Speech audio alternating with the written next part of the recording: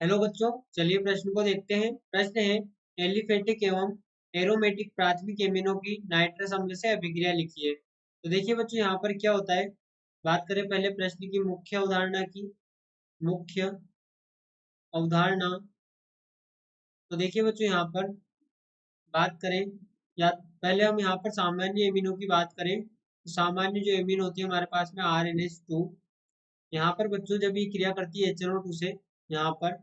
जब ये HNO2 से क्रिया करती है H HNO2, तो बच्चों HNO2 यहाँ पर देखिए निष्कासित करता है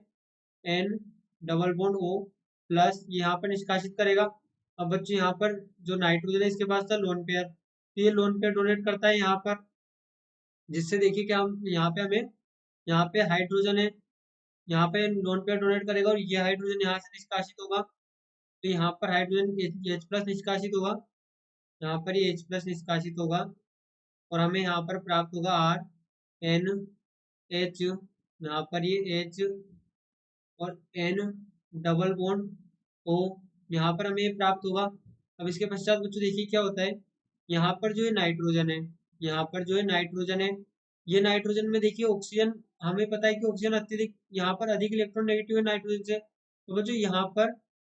यहाँ पर इसके बॉन्ड आते हैं इधर, यहाँ पे इसके इलेक्ट्रॉन आते हैं इधर, और यहाँ से नाइट्रोजन, यहाँ पे इस बॉन्ड के इलेक्ट्रॉन जाते हैं नाइट्रोजन पर, तो यहाँ से होता है हाइड्रोजन का निष्कासन। तो देखिए यहाँ पर -H प्लस, तो इसके पश्चात यहाँ पर निर्मित होता है RN double bond NO minus का। और जब बच्चों यहाँ पे इसका निर्माण होता है तो यहाँ से जो ये H प्लस है ये यहाँ पे आता है और ये यहाँ पर क्रिया करके निर्मित करता है RN डबल बॉन्ड N, और यहाँ पर ये OH का, और बच्चों फिर से यहाँ पर हाइड्रोजन H प्लस क्रिया करता है और यहाँ पर निर्मित करता है RN डबल बॉन्ड NOH, और यहाँ पर ये H, तो देखिए अब यहाँ पर हाइड्रोजन पर 3 वैलेंसी हो गई, तो यहाँ पर ये प्लस। अब ये क्या करता है कि ऑक्सीजन पर, यहाँ पर ऑक्सीजन पर 3 वैलेंसी हो गई, तो ये प्लस आएगा। अब इससे क्या होगा बच्चों, यहाँ पर ये हाइड जो ऑक्सीजन है ये इस बॉन्ड के दोनों इलेक्ट्रॉन लेके और यहाँ से जल को निष्कासित करेगा, यहाँ से जल को निष्कासित करेगा और ये निर्मित करेगा RN डबल बॉन्ड N, और इस वाले नाइट्रोजन के इलेक्ट्रॉन भी गए तो यहाँ पर आएगा प्लस। अब बच्चों क्या होता है कि ये वाला नाइट्रोजन यहाँ पे देगा इलेक्ट्रॉन और यहाँ पे करेगा बॉन्ड निर्मित, जिससे यहाँ पर हमें प्राप्त होगा RN ट्रिपल बॉन्ड N, तो यहाँ पर आ जाएगा प्लस। अब बच्चों यहाँ पर समझे, हमारे पास में जो ये ग्रुप है R single bond N plus और ट्रिपल बॉन्ड N, तो देखिए यहाँ पर हम R को एल्किल समूह, यहाँ पर देखिए, यहाँ पर हमारे पास में जब जब R एलिफेटिक समूह होगा, एलिफेटिक एलिफेटिक समूह, एलिफेटिक समूह, तो बच्चों क्या होता है कि जो R है यहाँ पर, ये एलिफेटिक समूह मान लिया हमने R को, तो यहाँ पर क्या होगा कि जो नाइट्रोजन है यहाँ पर इस नाइट्रोजन पर लगा हुआ है प्लस। अब बच्चों क्या होता है कि ये जो नाइट्रोजन है, ये जो एलिफेटिक समूह है, ये एलिफेटिक समूह इस नाइट्रोजन को होल्ड नहीं कर पाता। यहाँ पर मान लीजिए हम इसे CH3 मान ले, यहाँ पर ये R को हम CH3 मान ले, तो यहाँ पर हम कह सकते हैं कि जो CH3 है ये इस नाइट्रोजन को होल्ड नहीं कर पाता, और यहाँ पर जो नाइट्रोजन है ये अच्छा, यहाँ पर जो N2 प्लस है ये अच्छा लिविंग ग्रुप है, और जो एलिफेटिक समूह CH3 है इसको होल्ड नहीं कर पाता N2 समूह को, तो N2 समूह यहाँ से निष्कासित होता है नाइट्रोजन गैस के रूप में,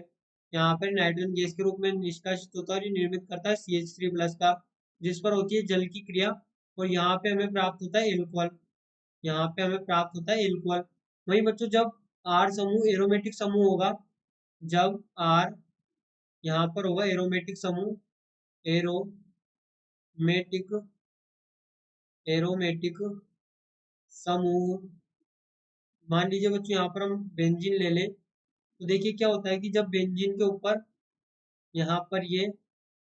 N2 प्लस लगा होता है, N2, यहाँ पर ये N2 प्लस यानी कि N ट्रिपल बॉन्ड N, तो बच्चों यहाँ पर क्या होता है कि ये नाइट्रोजन N2 प्लस को होल्ड कर सकता है, ये यहाँ पर N2 प्लस के साथ यहाँ पर ये N प्लस को इलेक्ट्रॉन देता है और यहाँ पर ये N प्लस को होल्ड कर सकता है। अब जब ये N प्लस को होल्ड कर सकता है तो बच्चों देखिए यहाँ पर ये इस प्रकार से यहाँ पर रेजोनेंस दर्शाता है, यहाँ पर ये रेजोनेंस दर्शाएगा इलेक्ट्रॉन लेकर, तो देखिए क्या होता है कि यहाँ पर यदि हम बात करें प्रश्न में, तो हम कह सकते हैं कि यहाँ पर नाइट्रोजन को होल्ड कर सकता है, यानी कि यहाँ पर N2+ को यहाँ पर रखेगा। तो देखिए यहाँ पर जो क्रिया होती है, यहाँ पर जो क्रिया होती है, मान लीजिए हमारे पास में एलिफेटिक समूह है CH3OH, ये बच्चों जो HNO2 है, HNO2, ये बच्चों यहाँ पर देखिए निर्मित होता है NaNO2 प्लस HCl से, NaNO2 प्लस HCl से यहाँ पर निर्मित होता है HNO2 प्लस NaCl। तो बच्चों देखिए होता क्या है कि जो हमारे पास में एल्कोहल है, ये तो क्रिया करके हमने बात करी कि यहाँ पर ये HNO2 या फिर NaNO2 NaNO2 प्लस HCl से क्रिया करेगा, और यहाँ पर ये एमीन NaNO2 प्लस HCl से क्रिया करेगा और निर्मित करेगा एल्कोहल। ये हमारे पास में एलिफेटिक की क्रिया हो गई। लेकिन बच्चों यहाँ पर जो एरोमेटिक होगा, यहाँ पर जो एरोमेटिक समूह है NH2, ये यहाँ पर बच्चों NaNO2 प्लस HCl से क्रिया करके ये यहाँ पर निर्मित करेगा बेंजीन डायज़ोनियम लवण, क्योंकि हमने देखा है कि N2+ को होल्ड कर सकता है। हमने अभिक्रिया में देखा कि ये N2+ को होल्ड कर सकता है, इसलिए यहाँ पर डायज़ोनियम लवण का निर्माण करता है। Diazonium diazonium